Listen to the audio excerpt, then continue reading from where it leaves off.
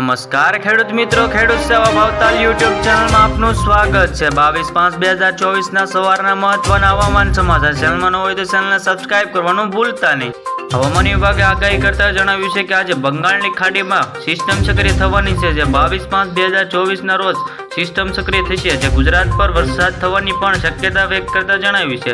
હવામાન નિષ્ણાંત અમરાલ પટેલે આગાહી પણ કરતા જણાવ્યું છે ગુજરાતમાં હાલ ભીષણ ગરમીથી પડી રહી છે। આવનારા દિવસોમાં 5 દિવસ સુધી હજી પણ તે ગરમીની રાહત મળવાની શક્યતા નથી, તે દેખાતી નથી। જે ગુજરાતમાં હાલ ભીષણ ગરમી સામી છે, ગુજરાત પણ ઘણા વિસ્તારોમાં તાપમાન 45 ડિગ્રી પણ સેલ્સિયસ સુધી પહોંચ્યું છે, જે હવામાન સમાચારના મોટા સમાચાર છે।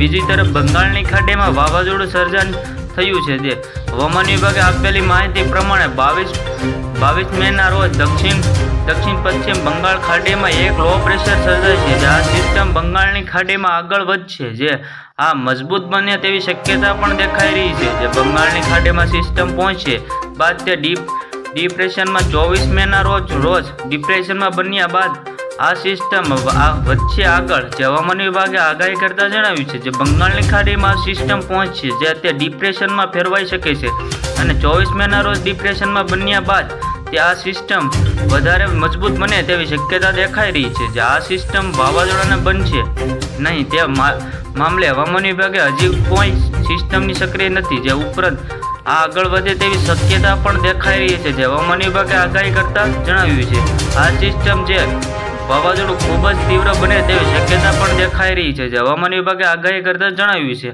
આ સાથે અંબાલાલ પટેલે જણાવ્યું છે કે 26 થી 30 મેના રોજ રોહિણી નક્ષત્રમાં વરસાદ થાય, ત્યારબાદ 4 જૂન સુધી વરસાદ ચાલુ રહે। તો જો રોહિણી નક્ષત્રમાં શરૂઆતમાં વરસાદ થાય તો 72 દિવસ વાયુ ફંટાય તેવી શક્યતા છે, પરંતુ 3 દિવસ વરસાદ થાય તો તે કેટલાક દિવસો વાયરાના ઘટે તેવી શક્યતા છે। તે રોહિણી નક્ષત્ર ઉપરાંત વરસાદ તો સારો જેવો થાય છે, જે આ વાત રોહિણી નક્ષત્ર ઉપરાંત વરસાદ થવાની શક્યતા છે, જે કેટલીક ચોમાસું સમય આવનારા દિવસોમાં 3 દિવસ વહેલું દેખાઈ રહ્યું છે। જે હવામાન નિષ્ણાંત અંબાલાલ પટેલે આગાહી કરતા જણાવ્યું છે। તો આવી જ રીતે ખેડૂત મિત્રો ફરી મળીએ।